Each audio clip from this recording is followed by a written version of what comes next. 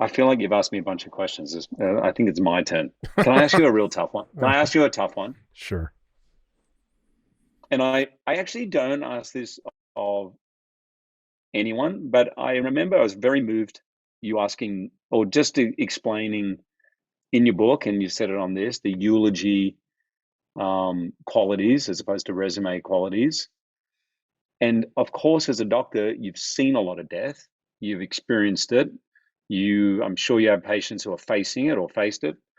Um, are you scared of death yourself? Hmm. So it's really funny. You haven't read the epilogue of my book, which I only wrote maybe a couple months ago. And in the epilogue, I actually answer this question for the first time. Oh, And wow. the, because I don't think I understood it until very recently. I would say I had always been afraid of death, not afraid of dying. And they're obviously different, right? Dying is the mechanical process of, going away. I think I probably have the same level of trepidation about that. There's the uncertainty: am I going to die in a car accident? Am I going to die this way or Right. that way? But that's actually a far distant concern to me. I think my greatest fear was my fear of not being here, and I think that fear took a dramatic step forward when I became a father. And I think the reason for that is the constant tension between what I'm doing and what I should be doing. And and therefore I think my initial kind of obsession with this topic of longevity, which started about 10 years ago, in some ways, although I didn't know it at the time, was really um, trying to delay this thing I didn't want as much as possible, which was leaving this planet without having done what I was supposed to do, because deep down I kind of knew I was doing a bad job of it, right? Which was Right. not being a good enough dad, not being a good enough husband, not being a good enough fill in the blank. So I think that through everything that I've gone through in the last year and so, I'm now I've got more confidence in those in the stuff that I'm doing, that I actually don't feel afraid of dying in the way I used to. Right. Yeah. In that I'm coming to grips you can with the answer fact that that, you can yeah, answer those questions in the affirmative. Like, yeah, yeah, um, I'm I'm doing a good dad, I'm I'm yeah, a good exactly. husband. Yep, exactly. Yeah, that's pretty awesome. That's a great place to be. I mean, I think if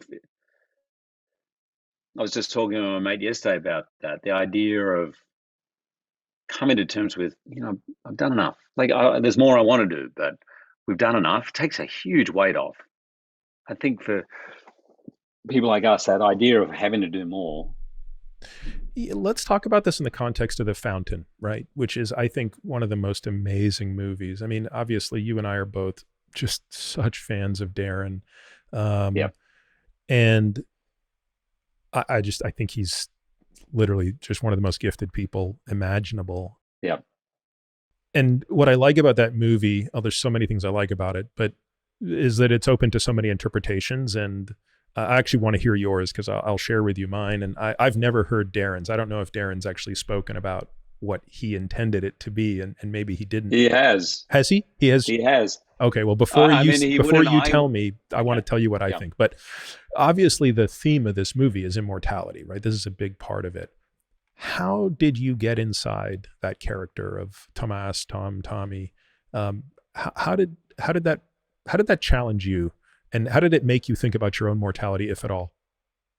Hugely. It was so we, you know, 17 years ago now, Darren came to see me do The Boy from Oz, a musical. I was playing Peter Allen, and he said, "I've got a script for you." And I read the script, and I was like, that I read it that night because I was such a huge fan.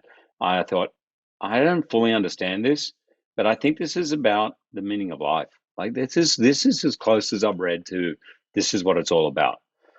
And I just said, I'd love to do it. We spent a year working on it before we rolled one foot of film. Mm.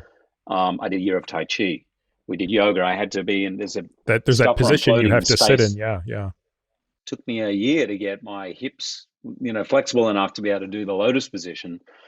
And also just understanding the history of it and the mentality of it and the obsession of a man who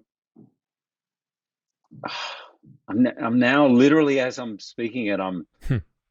seeing some of the parallels with your chapter in your book, right? His love for his wife, who is sick and dying, and his race to heal her and cure death, and his obsession with that, and the absolute need to cure death. When I spent a lot of time talking to doctors, there's a lot of doctors who believe that's in some ways theoretically possible, that we could cure every disease, which is interesting. Probably another question I want to ask you. But I had to go further inside, deeper into my own emotional reservoirs, journey. And in many ways, it was the most lost I've ever got in a character. I'm not an obsessive person by nature. I'm quite Libran, I'm balanced. Even when I was partying with my mates, I'd be the guy at 3 in the morning going, you know what, guys, diminishing returns from here. I'm out. And they'd all be there till midday the next day. And I was just naturally, that was my thing. Or maybe I was too scared to kind of just fully go down the rabbit hole. But um, I spent, and I'm so glad you called that out, Darren, because he also became a great friend. And this was actually in film the closest I got to a spiritual experience, where the rolling of camera and stopping of camera just a blur, and that feeling of living, particularly when I was in the spaceship Mm-hmm. in that bubble. Yep. There were moments where it touched on emotions for me, where an hour later I was still crying. Like everyone's gone to lunch and I'm racked with sobs. Like it was touching on things, and that was totally because of Darren and his belief in the sacredness of a creative space. He's just a pure artist, and funnily enough, all that stuff that Tim's talking about, the ayahuasca and all of that, which I'm not sure how much I should say, but this sort of came out a lot of that. But this is way back when. Darren's always been a searcher in consciousness, the broader sense of consciousness, the meaning of life, the eternal immortality. And he's not afraid to ask those questions. I feel like I've gone off track a little bit, like the founder. Like I feel, but it was certainly the Mm. most. It was the only time I came home from a movie where Deb said it took you 3 or 4 days to get your feet back on the ground. It took me a while to get grounded again. And I remember, by the way, with Darren, I've never really had this before, but I formed such a creative bond with him that there was all that time in the spaceship where I was on my own and imagining in this where he's gone on to live, forever. Darren would be right next to the camera. The camera's here, and he would just be right there. And I would ask for him. So I said, Darren, can I have you close? And just him coming there would literally rip my heart open. He just created a feeling on space, in the space that was sacred. And in terms of what it's about, I used to ask him all the time, I'm like, dude, can you explain this? And he goes, what do you think? I said, well, I think X, Y, Z. And he goes, yeah. I said, right, but what's it about? And he goes, no, I'm not going to tell you. Like, it doesn't matter. It's whatever it is for you, as it is for the audience. I go, yeah, I got it, but come on. So I remember I would bug him about it all the time. And when we went on we'd be at press conferences and a panel, and he'd get asked a question, and he would start explaining the movie, and I'd be like, looking down, I'm like, oh, that's what that was about. I was completely wrong. Like I'm on the complete wrong page there. And he would look down at me and just sort of smile at me, like, it's okay, because it was true for you. It is true. I actually don't. I wish I could remember exactly, but I had the whole timeline. Like everyone asks, which is the present? So Which is the yeah, present? and I don't know why. For me, it resonates that the present is the present. That's the way I find it.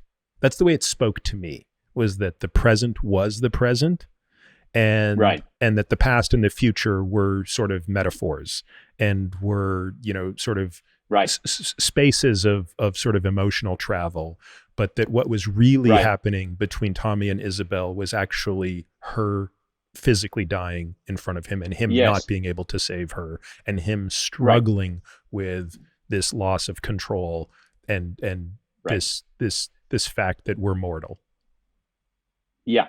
Uh, I I could be actually entirely literally wrong. can't I could remember be now. entirely wrong. That's what I thought. That's what I thought. And I think from memory, Darren at that conference was saying the future is the present. Wow. But I'm actually not very confident about it. I know I'm going to We'll ask him bug him. about Well, this. now I'll just bug him. Yeah. He's one of the most genius filmmakers. And by the way, so much fun. Like I he is know. really, really fun and a good, funny guy, super smart, super interesting. Yeah, I love him. We catch up all the time now, and he's great. It's so bizarre that I've forgotten again what the whole meaning is. But for me, I sort of love the mystery of that movie. Yeah. Like it's sort of the mystery of life. It is whatever we want to believe it to be, it is. This podcast is for general informational purposes only and does not constitute the practice of medicine, nursing, or other professional healthcare services, including the giving of medical advice. No doctor-patient relationship is formed. The use of this information and the materials linked to this podcast is at the user's own risk. The content on this podcast is not intended to be a substitute for professional medical advice, diagnosis, or treatment. Users should not disregard or delay in obtaining medical advice from any medical condition they have, and they should seek the assistance of their healthcare professionals for any such conditions.